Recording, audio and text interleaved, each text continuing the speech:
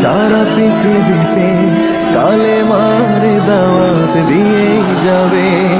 কোরআনের আলোকে সমাজ বিনির্মাণে, কোরআনের আলোকে সমাজ বিনির্মাণে হাজার জুলুম বাধা উতরে যাবে। আমার সাময়িক অসুস্থতার পর আল্লাহ তাআলা আবার ক্রমান্বয়ে জাতির সামনে আমাকে আসার তৌফিক দান করছেন, আলহামদুলিল্লাহ। আজকের এই দিনটি আমাদের জন্য অতি আনন্দের, অতি ভালোবাসার এবং খুবই গুরুত্বপূর্ণ। বাংলাদেশ জাতি হিসাবে এখানে মিলেমিশে আমরা মুসলমান, হিন্দু, বৌদ্ধ, খ্রিস্টান দশকের পর দশক ধরে বসবাস করে আসছি। দুনিয়ায় সাম্প্রদায়িক সম্প্রীতির যে কয়টি দেশ আছে উল্লেখ করার মতো বাংলাদেশ এই জায়গাটায় বিশেষ স্থান দখল করে আছে। এখানে যারা আছেন তারা মানুষকে তাদের কর্তব্যের ব্যাপারে সতর্ক করেন, মানুষকে সুস্থ সুন্দর একটি সমাজ গঠনের জন্য উদ্বুদ্ধ করেন, মানুষকে পরস্পরের কল্যাণকামী হওয়ার জন্য তারা উপদেশ দেন। তারা রসুল করিম সাল্লাল্লাহু আলাইহি ওয়াসাল্লাম মানব জাতির প্রতি যে ঐতিহাসিক দায়িত্ব পালন করেছেন, দ্বীনের আহ্বানকারী হিসাবে, দাঈল আল্লাহ হিসাবে, এ দায়িত্বটা তারা পালন করেন।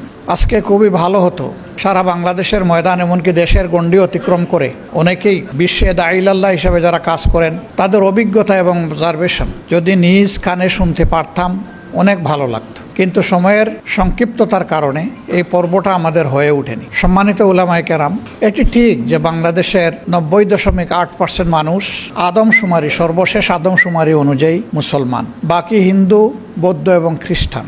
কিন্তু আমরা এখানে ধর্মের ভিত্তিতে জাতিকে বিভাজিত করার পক্ষে নই। আমরা একটা ঐক্যবদ্ধ জাতি দেখতে চাই। এদেশে আমরা যেমন নিজেরা আল্লাহ তাআলার দরবারে দরখাস্ত করে পয়দা হওয়ার জন্য কোনো উদ্যোগ নেইনি, ঠিক অন্যরাও আল্লাহর ইচ্ছাই এখানে পয়দা হয়েছে। মানুষের সামনে বিভিন্ন ধর্ম মত আছে। আল্লাহ তাআলা বিবেকের শানিত শক্তি দান করেছেন। মানুষ তার বিবেচনা এবং বিবেকের জায়গা থেকে সে ধর্মকে গ্রহণ করবে। এ জায়গায় আমাদের দায়িত্বটা কি?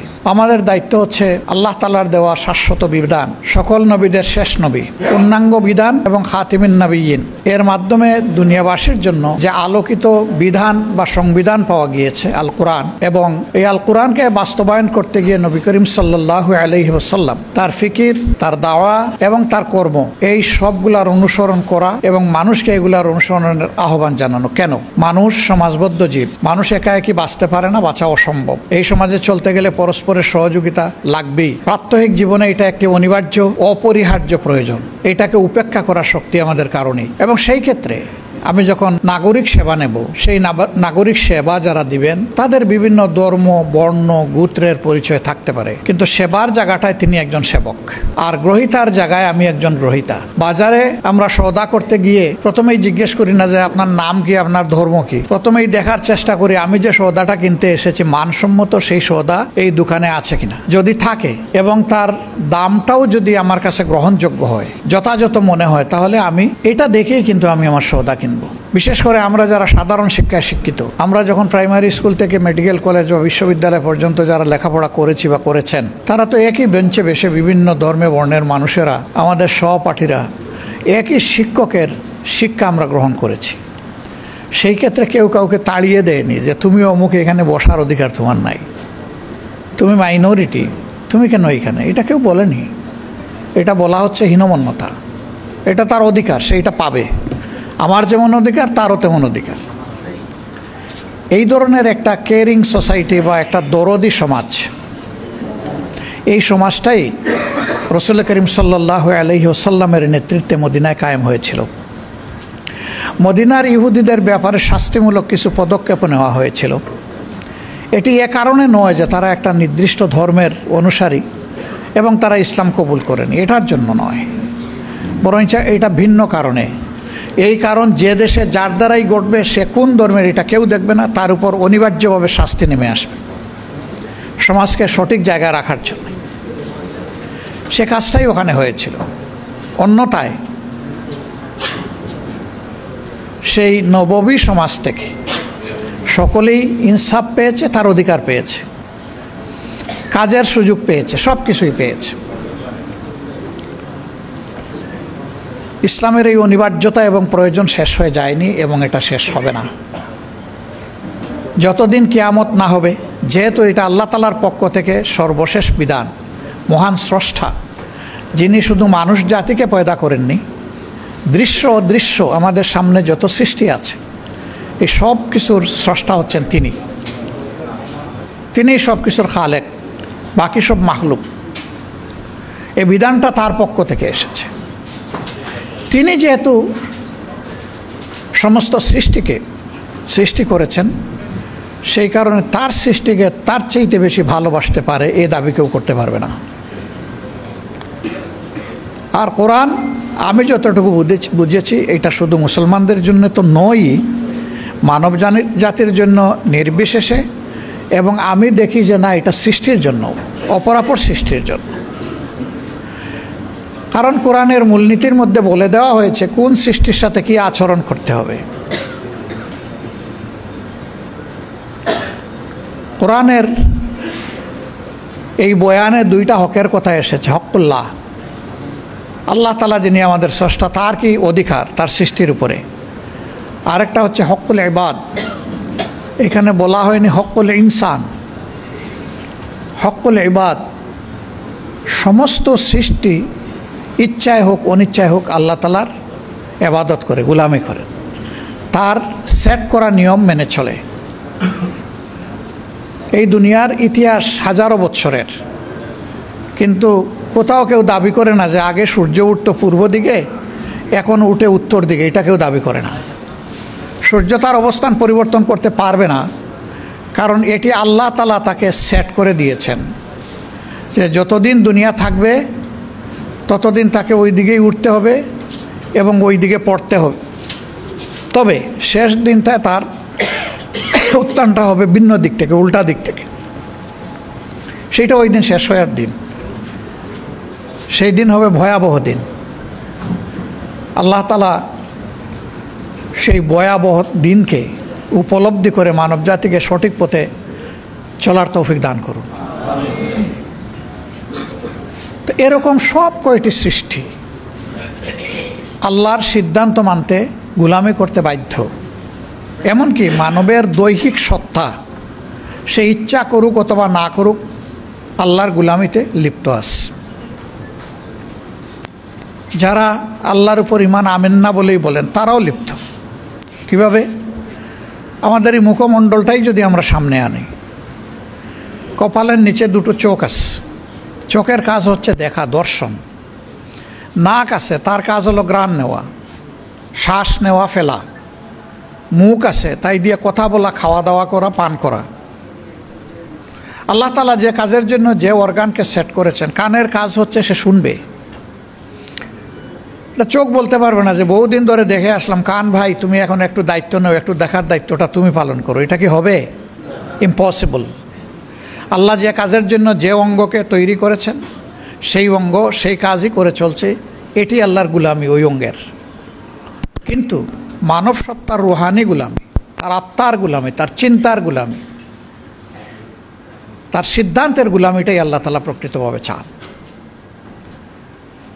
যারা গুলামি মানে হচ্ছে আনুগত্য স্বীকার করা, যারা আল্লাহ তাআলার পরিপূর্ণ আনুগত্য স্বীকার করে, আল্লাহ তাআলার পক্ষ থেকে তাদের জন্য আমান, নিরাপত্তা দেওয়া হয়, তারা শান্তি পায়, তারা সম্মানের সাথে থাকে, তারা দুনিয়ার কোনো আল্লাহ ছাড়া অন্য কারো কাছে মাথা কখনো নত করে না। তাদের সম্মানের মাথা এক জায়গায় নত হয়, সেটি আল্লাহ রাব্বুল আলামিন। আল্লাহ তাআলার সৃষ্টির কুদরত এবং মানব জাতির প্রতি তার অতি মেহেরবানি অনেকগুলা বিষয়।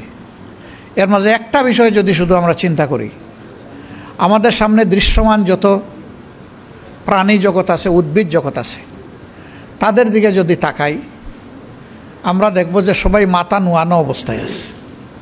কেউ রুকুর হালতে, কেউ সিজদার হালতে, কেউ বুকের উপর ভর দিয়ে চলে, আবার কেউ কোমর বাঁকিয়ে রুকুর হালতে চলে। এমনকি গাছপালা, তার মাথাও দেখবেন, ডালগুলোও দেখবেন নিচের দিকে ঝুঁকে যায়। একমাত্র সৃষ্টি পা থেকে মাথা স্ট্রেট লাইন আপওয়ার্ড, মাথা সোজা করে আছে, শুইলেও সোজা থাকে বডির সাথে। আল্লাহ তাআলা এইভাবে সকল সৃষ্টির কাছে সে যাতে উন্নতম শির থাকতে পারে সেরকম করেই পয়দা করেছেন। কিন্তু শর্ত একটা দিয়েছেন যে ওই মাথা শুধু আমার কাছে নোয়াইতে হবে। আল্লাহ তালার কাছে নোয়াইতে হবে। এই মাথা নোয়ানোর মানে হচ্ছে আল্লাহ তালার দরবারে বিনয়ী হওয়া, তার আনুগত্য প্রাণ ভরে মেনে নেওয়া। আল্লাহ তালা বিনয়কে বড় পছন্দ করেন। এটি শুধু আল্লাহ তালার গোলামের ক্ষেত্রে নয়, মানুষের সাথে আচরণের ক্ষেত্রেও বিনয় হচ্ছে প্রকৃত মুমিনের আত্মার ভূষণ। যে মানুষ যত বিনয়ী হয়, আল্লাহ তালা মানুষের মনে তার প্রতি তত বেশি ভালোবাসা পয়দা করে দেন। কিন্তু যে মানুষ বিনয়ী হতে পারে না, সে মানুষের সামনে এসে অন্যরা যতই তাকে সম্মান প্রদর্শন করুক, আড়ালে আবদালে তাকে সম্মান করে না, বলে যে এই লোকটা অহংকারী, দাম্ভিক, উদ্ধত। বিনয়ী মানুষের ক্ষেত্রে মানুষ এই ধারণা নেয় না। মানুষ বলে ইনি মাটির মানুষ। মাটির মানুষ মানে কি? মাটির মানুষ মানে হচ্ছে যে এই যে মাটির উপর দিয়ে হাজার হাজার বৎসর ধরে সমস্ত প্রাণী চলে, যন্ত্রযান চলে, পানি গড়িয়ে যায়, সাপ বিচ্ছুও চলে, মাটি কোনো দিন বিদ্রোহ করে না, সব কিছুর বার নীরবে বহন করে চলছে। বিনয়ী মানুষটাও তার সমাজকে ধারণ করে সমাজের দুঃখ, কষ্ট, বঞ্চনা সে তার ঘাড়ে নিবে এবং সেইটা ফেলে দেবে না, বিদ্রোহ করবে না। সেইটা নিয়ে অন্যকে রিলিফ দেওয়ার, শান্তি দেওয়ার চেষ্টা করবে। সম্মানিত বন্ধুগণ, আল্লাহ তালার পক্ষ থেকে মানুষকে সেই বিনয়টাই অবলম্বন করতে বলা হয়েছে। ইবাদুর রহমানিল্লাযীনা ইয়ামশুনা আলাল আরদি হাওনা ওয়া ইযা খাতাবাহুমুল জাহিলুনা ক্বালু সালামা। রহমানের অনুগত বান্দারা জমিনে যখন চলাফেরা করবে, তখন তারা বিনয়ের সাথেই চলাফেরা করবে। তবে জীবন চলার পথে বিভিন্ন জায়গায় বিভিন্ন চ্যালেঞ্জ আসবে। কিছু মানুষ তার বিনয়ের পথটাকে রুদ্ধ করে দিতে চাইবে, তার সরল এবং সত্য পথের উপর চলাকে বন্ধ করে দিতে চাইবে, তাকে বিভিন্ন প্রশ্নমানে জর্জরিত করবে, কুতর্কে জড়াবে, তার উপর মিথ্যা অপবাদ আরোপ করবে। এরকম যদি কোথাও কারো সাথে মোলাকাত হয়ে যায়, প্রথমে বিনয়ের সাথে সহজ সরলভাবে তার সাথে আলাপ হবে।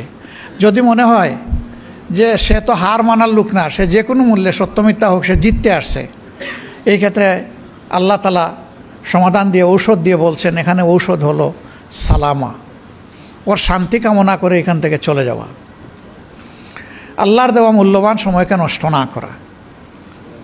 ওলামা হজরত, আপনারা চলতে গিয়ে দেখবেন চলাফেরায় যে দিনের ব্যাপারে অনেকেই সেই রকম চ্যালেঞ্জ ছুড়ে দেবে।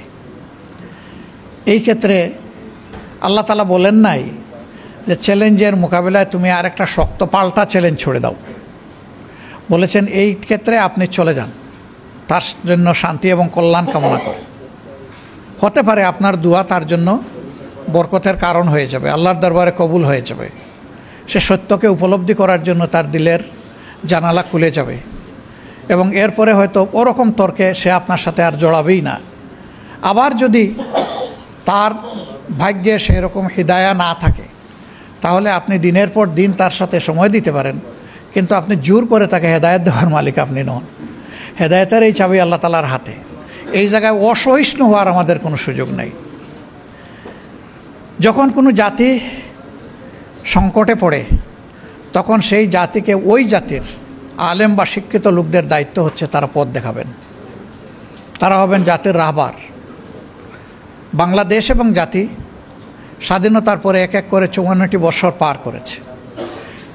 প্রথম স্বাধীনতা যদি আমরা চিন্তা করি 47 সালের, তাহলে এটাকে যোগ করলে হয়ে যাবে 84 বা 85 বছরের কাছাকাছি। এরকম সময় অতিক্রম করার পরেও 84 বছর হবে। আমাদের সমাজে একটা মানবিক সমাজ, একটা দায়িত্বশীল সমাজ হিসাবে এবং একটা সুন্দর সমাজ হিসাবে আমরা সমাজকে পাইনি। কাজেই জাতি তো সংকটে আছে। এই সংকটে কোরআন এবং সুন্নাহর আলোকে ওলামায়ে কেরাম যদি জাতিকে পথ দেখান, আশা করা যায় যে জাতি পথ পাবে এবং উপকৃত হবে। জাতি এটাই আপনাদের কাছে প্রত্যাশা করে। আরেকটি কথা না বললেই না হয়, উলামায়ে কেরামের মধ্যে জাতি একটা ইস্পাত কঠিন অক্ষ দেখতে চায়। জাতি চায় যে ইসলামের মৌলিক বিষয়ে, জাতীয় জীবনে প্রয়োজনীয় বিষয়ে উলামায়ে কেরাম ঐক্যবদ্ধ থাকবেন, এটা জাতির প্রত্যাশা। কিন্তু এর ব্যতিক্রম হতে পারে, ব্যতিক্রমকে মেনে নিয়ে সহনশীল হতে হবে। পরস্পরের বিরুদ্ধে কোনো ধরনের আত্মঘাতী ঝগড়ায় লিপ্ত হওয়া যাবে না, বাহাসে লিপ্ত হওয়া যাবে না। হ্যাঁ, পরস্পরের প্রতি কল্যাণকামী হয়ে ব্যক্তিগত পর্যায়ে কথা বলবো, মন খুলে কথা বলবো। ওনার বক্তব্যটা শোনার মানসিকতা নিয়েও আমাকে যেতে হবে, শুধু নিজেরটা সমঝানোর জন্য নয়। এইভাবে যদি পরস্পরের বক্তব্যের প্রতি আমরা শ্রদ্ধাশীল হই, ইনশাআল্লাহ এই উলামায়ে কেরাম জাতিকে পথ দেখাবেন যেভাবে অতীতে দেখিয়েছেন। আমরা উলামায়ে কেরামের কাছে এটাই আশা করি। আমরা আমাদের বিরাট হক ওনাদের উপর। কোরআন এবং সুন্নাহকে যেভাবে ওনারা ইলমি জগতে ধারণ করেছেন, সমাজের সাধারণ মানুষ এটা করতে পারেনি। আল্লাহ এই যে নিয়ামতটা বিশেষভাবে আপনাদেরকে দান করলেন, এটার শুকরগুজারি তখনই হবে যে এই ইলমকে মানুষের কল্যাণে যখন আপনারা কাজে লাগাবেন। আমরা সেটাই আপনাদের কাছে আশা করি। আজকে আপাতত এতটুকুই আপনাদের কাছে আমাদের প্রত্যাশা। আরও ইনশাল্লাহ আপনাদের সাথে কথা হবে, দেখা হবে। আমরা আশা করব যে আগামীর দিনগুলোতে আপনাদেরই নেতৃত্বে এই জাতি সামনের দিকে এগিয়ে যাবে ইনশাআল্লাহ।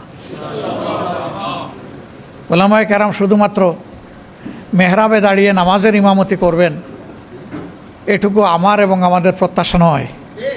আমরা চাই যিনি নামাজের ইমাম তিনি হবেন সমাজেরও ইমাম। নামাজের ইমামের ইমামতিতে যেমন মসজিদের ভিতরে আল্লাহর বিধান অনুযায়ী নামাজ কায়েম করার কারণে শান্তি প্রতিষ্ঠিত হয়েছে, ঠিক এই মুত্তাকি মানুষগুলা যদি সমাজে নেতৃত্ব দেন তাহলে সমাজেও ইনশাল্লাহ শান্তি কায়েম হবে। যে মানুষগুলা শুধুমাত্র আল্লাহকে ভয় করে চলবে, জীবনের প্রত্যেকটি ব্যাপারে অধীনস্থ এবং সহকর্মীদের ব্যাপারে ভীত সন্ত্রস্ত থাকবে। আমাকে হুঁশিয়ার করে দেওয়া হয়েছে, কুল্লুকুম রাঈ ও কুল্লুকুম মাসউলুন আলা আন রিআয়াতিহি আন রাঈ,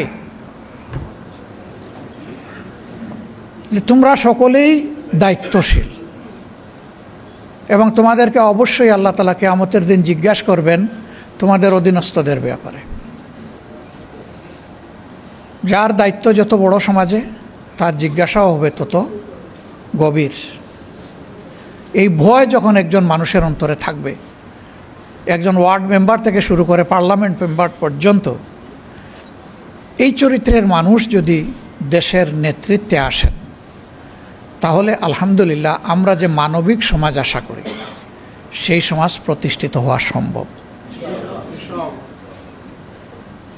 এর বাইরে গিয়ে জ্ঞান, বিজ্ঞান, দুনিয়াবী যোগ্যতায় পারদর্শী দক্ষ লোকেরা সমাজ পরিচালনা করলে এবং তাদের অন্তরে সেই জবাবদিহির ভয় না থাকলে কি হয় তা তো আমরা দেখছি, নতুন করে তো দেখার কিছু নেই। আমার বলতে কোনো দ্বিধা নেই, শিক্ষিত সমাজের সকলে নয়, কিন্তু শিক্ষিত সমাজের একটা অংশের মানুষ যে ক্ষতি জাতির করে, সারা সাধারণ দেশবাসী কোটি কোটি মিলেও সেই ক্ষতি জাতির করতে পারে না, এই যোগ্যতা তাদের নাই।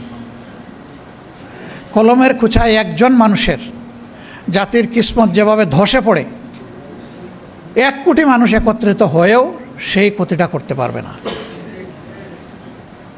এই ক্ষেত্রেও উলামায়ে কেরামের বিশেষ দায়িত্ব রয়েছে জাতিকে জাগ্রত করার, সতর্ক করার। আপনারা সেই খেদমত আঞ্জাম দিবেন আমরা আপনাদের কাছে আশা করি। কোরআনের আলোকে, কোরআনের গল্পই মানুষের জন্য যথেষ্ট। এখানে আহসানুল কাসাস আছে, সুন্দর সুন্দর জীবন ঘনিষ্ঠ গল্প আছে। এই গল্পগুলো মানবজাতির জন্য আল্লাহর পক্ষ থেকে নিয়ামত হিসাবে উপহার, যে এইরকমই অতীতে মানুষগুলোর সাথে আল্লাহ তাআলা হয় তার রহমত বর্ষণ করে সাহায্য করেছেন, অথবা তাদের দুর্বৃত্তপনার কারণে আল্লাহ তাআলা তাদেরকে শায়েস্তা করেছেন। এটি যথেষ্ট, এর বাইরে আর কোনো গল্প আমাদের আনার প্রয়োজন নেই। এটি যথেষ্ট। সারা জিন্দেগি এই গল্পগুলো বললেও ওই গল্পের যে হাকিকত এটা আমরা শেষ করতে পারবো না উপলব্ধি করে। এটা একটা কন্টিনিউয়াস প্রসেস। আল্লাহ তাআলা আমাদেরকে তৌফিক দান করুন। সাংবাদিক বন্ধুরা কষ্ট করে এসেছেন সকালবেলা, সাধারণত সারা রাত তারা কাজ করেন আর সকাল 11:30 পর্যন্ত তারা বিশ্রাম নেন। আজকে তাদের বিশ্রামের সময়টা আমরা কেড়ে নিয়েছি। আমরা আপনাদেরকে বিশেষভাবে ধন্যবাদ জানাই এবং কৃতজ্ঞতা জানাই। এই জাতি গঠনে আপনাদের হাতিয়ারটা বড় শক্তিশালী হাতিয়ার। জাতির মানুষ গঠনের সিদ্ধান্ত গ্রহণে আপনাদের দিগদর্শন অতি প্রয়োজন। এই জন্য আপনাদেরকে বলা হয় জাতির বিবেক, অর্থাৎ নিজের প্রজ্ঞা দিয়ে জাতিকে চাবুক মেরে আপনারা বিবেক জাগিয়ে দেবেন। এটি আপনাদের কাছে আমরা প্রত্যাশা করি। মিডিয়াকে বলা হয় জাতির দর্পণ। সমাজের নিখুঁত চিত্র ভালো মন্দের, যার যেটা পাওনা, কালো অথবা সাদা, সেইটা আপনারা তুলে আনবেন, এটা আমাদের প্রত্যাশা। আল্লাহ রাব্বুল আলামিন সমাজের সকল শ্রেণী পেশাকে একত্রিত হয়ে একটি ঐক্যবদ্ধ জাতি হিসাবে সামনের দিকে শান্তি এবং কল্যাণের দিকে একটা মানবিক সমাজ বিনির্মাণে আমাদেরকে এগিয়ে যাওয়ার তৌফিক দান করুন। আসসালামু আলাইকুম ওয়া রাহমাতুল্লাহি ওয়া বারাকাতুহু।